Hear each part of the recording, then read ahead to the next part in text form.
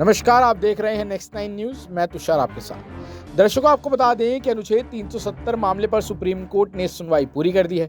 Chief justice की अध्यक्षता वाली 5 जजों की संविधान पीठ ने 16 दिनों तक दोनों पक्षों की जिरह सुनी और आज यानी 5 सितंबर 2023 को फैसला सुरक्षित रख लिया है। इस दौरान दोनों पक्षों ने संवैधानिक पहलुओं से लेकर ऐतिहासिक घटनाक्रम पर चर्चा की। मामला उस वक्त खासा गर्म हुआ जब कोर्ट ने मुख्य याचिकाकर्ता मोहम्मद अकबर लोन से इस बात का हलफनामा मांग लिया कि वह जम्मू कश्मीर को भारत का अभिन्न हिस्सा मानते हैं। 5 अगस्त 2019 को संसद ने जम्मू कश्मीर को अनुच्छेद 370 के तहत मिला विशेष दर्जा खत्म करने का प्रस्ताव पास किया था। साथ ही राज्य के 2 केंद्र शासित प्रदेशों जम्मू कश्मीर और लद्दाख में बांटने का भी फैसला लिया गया था। इस फैसले को सुप्रीम कोर्ट ने 20 याचिकाओं के जरिए चुनौती दी गई थी।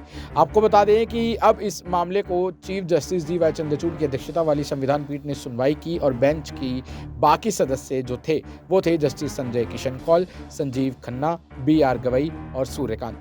मामले के पहले 2 याचिकाकर्ताओं शाह फैसले और शहला रशीद ने सुनवाई शुरू होने से पहले ही अपनी याचिकाएं वापस ले ली। इसलिए कोर्ट ने दोनों का नाम याचिकाकर्ताओं की लिस्ट से हटाने का निर्देश दिया। इसके बाद नेशनल कॉन्फ्रेंस सांसद मोहम्मद अकबर लोन का नाम याचिकाकर्ताओं की लिस्ट में पहले नंबर पर आ गया था। लोन की तरफ से वरिष्ठ वकील कपिल सिब्बल पेश हुए। उनका अलावा राजीव धवन, गोपाल सुब्रमण्यम, जफर शाह जैसे कई वरिष्ठ वकीलों ने अनुच्छेद 370 को बेअसर करने का फैसला खारिज करने की मांग की। इन वकीलों ने कहा कि जम्मू कश्मीर का भारत में विलय विशेष परिस्थितियों में हुआ था, इसलिए उसे अलग दर्जा मिला। राज्य की एक अलग संविधान सभा थी जिसका काम 1957 में पूरा हो गया। भारत के संविधान से अनुच्छेद 370 हटाने का फैसला जम्मू कश्मीर की संविधान सभा की सहमति से ही हो सकता था, इसलिए संसद का फैसला कानून गलत है। आपको बता दें कि संविधान पीठ के जज याचिकाकर्ता पक्ष की इस दलील से सहमत नजर नहीं आए।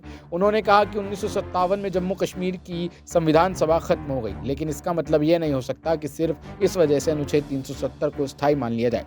चीफ जस्टिस ने अहम टिप्पणी करते हुए कहा, यह सही है कि राज्य के कुछ विषयों पर संसद कानून नहीं बना सकता था, लेकिन इससे भारत के साथ जम्मू कश्मीर के संबंध पर कोई असर नहीं पड़ता। भारत में विलय का मतलब ही यही था कि जम्मू कश्मीर ने अपनी संप्रभुता भारत को सौंप दी।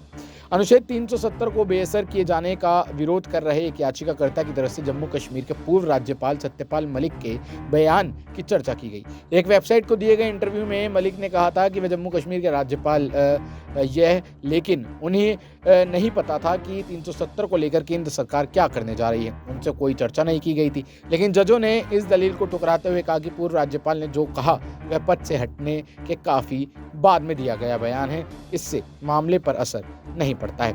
आपको बता दें कि अब इस पर केंद्र सरकार ने क्या कहा। तो केंद्र ने कोर्ट में बताया कि अनुच्छेद 370 को बेअसर करने का फैसला राष्ट्र हित के साथ साथ जम्मू कश्मीर के लोगों की भलाई के लिए भी लिया गया था।